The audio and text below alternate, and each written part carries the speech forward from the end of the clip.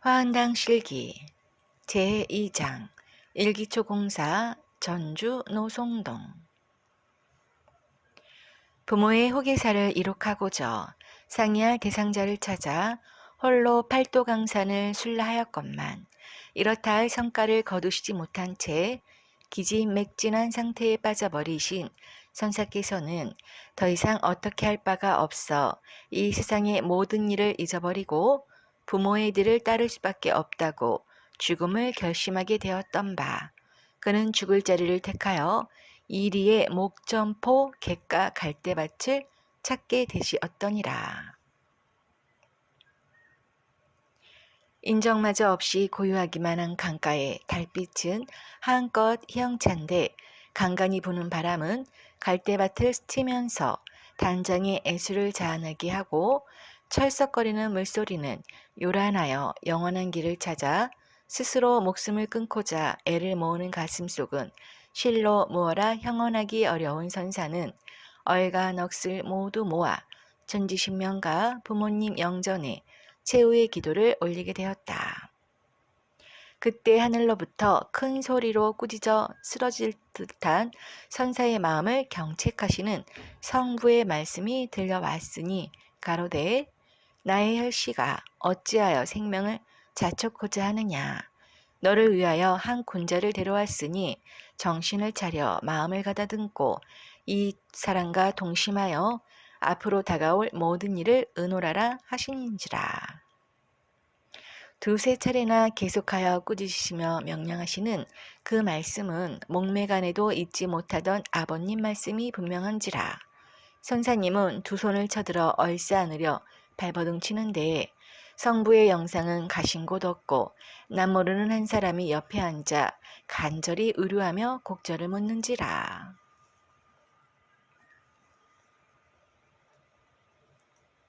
선사께서 가로되 이 몸은 천지간에 살아 쓸데없는 사람이니 나의 사정을 물을 필요도 없고 또한 나의 사정을 호소할 수 없으니 묻지 마소서라고 한마디로 거절하시더라.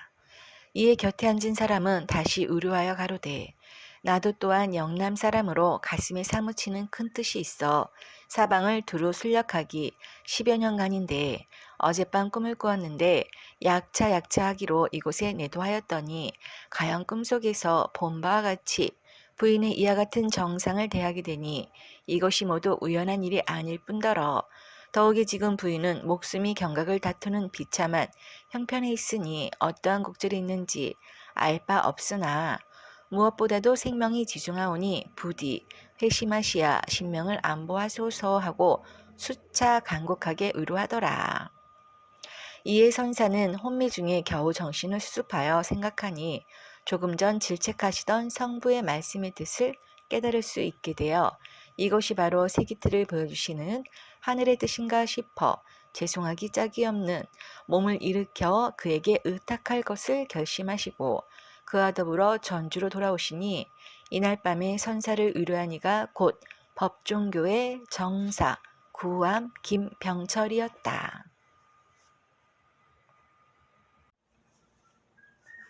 서로 지나치는 노상에서 한 잔 술을 나누게 되는 것도 전생의 인연이 없이는 될 수 없는 일인데 10여 년의 세월을 두고 동서남북으로 헤매는 끝에 뜻을 이루지 못하여 죽음을 각오하게 된 그 자리에서 서로 만나 회심케 된다는 것은 보통 인연이 아니라고 생각한 정사는 다음날 집을 구하고 수종들 사랑까지 정하여 선사께서 거처하실 곳을 만들어 드리니라.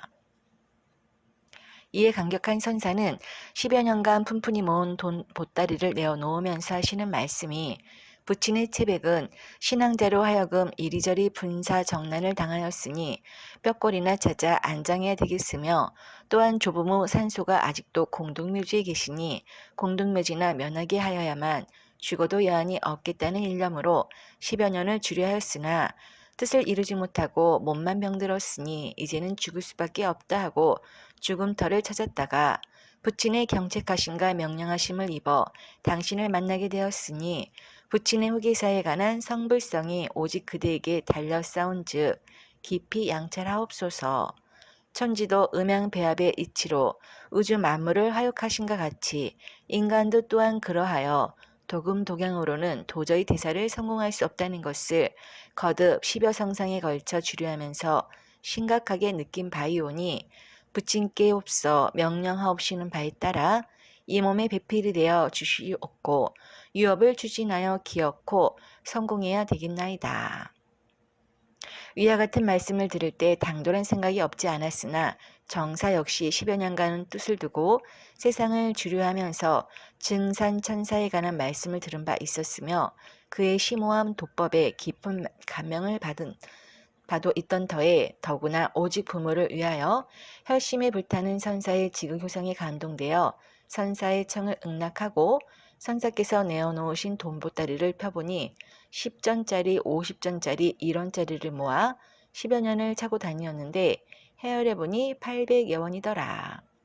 선사는 이 밖에 별도로 2천여 원을 내어놓으시니 일금 2천여 원인데 이것으로 기금을 삼아 앞으로 10년을 작정하여 채백을 찾아 모실 준비를 하자고 하시더니 또 선사에게 양말 끌어매는 기술이 있은즉 그것으로 생활 방침을 세울 수 있다고도 하시더라.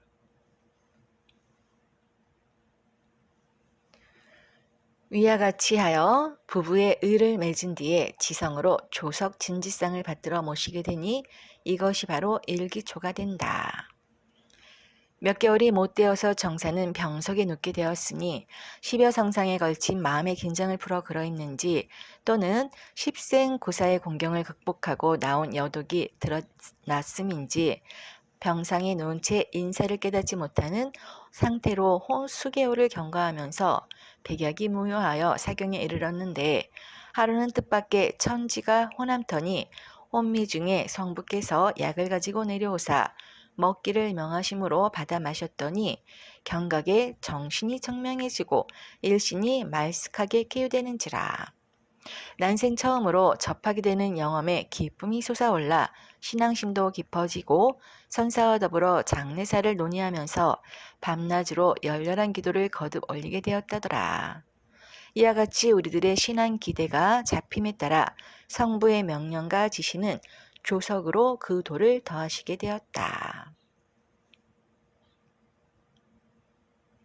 그러나 당시 시국은 시시각각으로 급변하여 중일전쟁은 태평양 전쟁으로 확대되고 제2차 세계대전도 한 고비를 넘는 판이어서 일본의 의정자들은 국내에서 예수교도를 비롯한 모든 종교 신자들로 하여금 저들의 신사에 참배하게 하는 등 가진 탄압이 여간 아니었을 뿐 아니라 더구나 증산교 신앙단체를 준 민족운동단체로 규정한 그들은 소위 치안유지법을 적용시켜 많은 신앙 동지들을 투옥하는 판국이어서 그러한 공포 분위기 속에서 성부의 명령을 받든다는 것이 여간 힘든 것이 아니었지만은 만일 몽조 지시대로 봉행치 아니하면 생사를 판단하는 무서운 체험을 몇 번이고 겪어왔던 터이라 죽음을 각오하고 성부의 명령을 봉행하였다.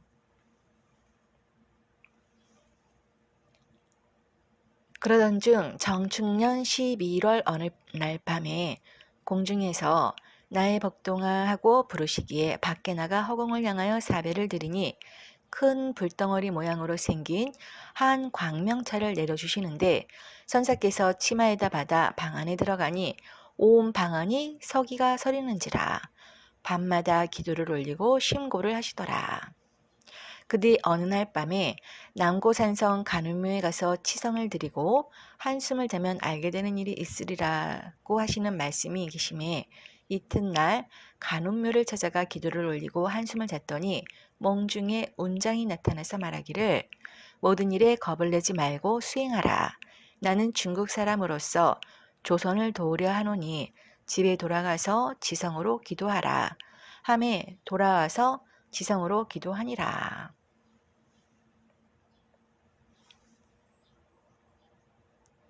무인년 정월 15일 선사의 탄일 지성을 올리고 나니 그날 밤 천상으로부터 학 2마리가 내려와 방안 현판에 앉더니 일주일 동안 눈에 완연하게 보이며 나래를 펄럭거리고 소리를 치고 하는데 하루는 공중으로부터 천명이 내리기를 이뒤로 어느 때에 가면 태몽이 되어 천상동자가 포태될 것이니 주의하라시니라. 또 그해 3월 3일 날 밤에 성부께서 나타나시어 선생에게 말씀하시기를 모악산 대원사에 가면 내가 공부할 때 수종하던 박근곡이라는 주지가 있을 것이니 찾아가 말하기를 영남서 왔다 하고 인사를 하면 반가이 맞이할 것이요. 또한 그러고 보면 알게 되는 일이 있을 터이니 그리 알고 일간에 방정하라 하시므로 수요일 후에 행장을 수습하여 대원사의 박주주를 방문한 즉 깜짝 놀라 반기면서 선생님을 매신 것과 다름없나이다 하고 감개무량해하더라. 이곳에 사흘간을 머물면서 여러 가지 제스시 말씀을 듣고 또한 비전하는 경문도 받아와서 그 후 여러 가지 행사에 많은 도움이 되었다.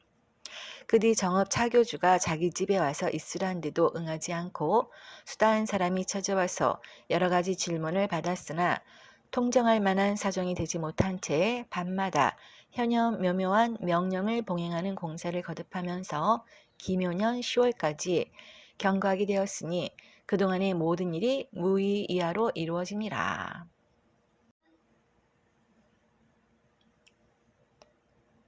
기묘년 11월 동지치성을 올리고 나니 천상으로부터 학을 타고 동자가 내려와서 선사 뱃속으로 들어가더니 경자년을 지내자 차차 윤신하여 가다가 7, 8월이 되니 몸이 만삭이라.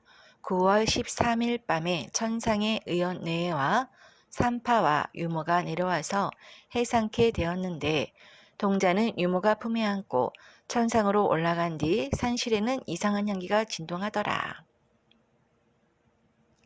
산모는 2주일 동안을 산실에 누워 있는데 밤마다 천상으로부터 유모가 동자를 데리고 내려와서 젖을 먹이고 하였는데 그동안 동자의 성장함이 실로 기적적이어서 말로는 이루 형언할 도리가 없노라.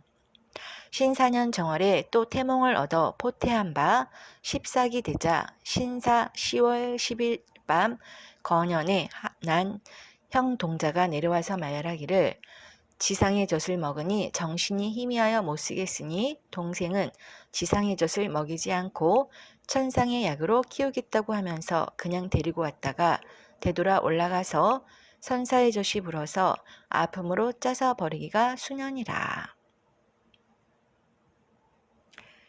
2장 내용 중 일부는 생략하였으니 직접 구입하시어 읽어보시기를 권합니다. 감사합니다.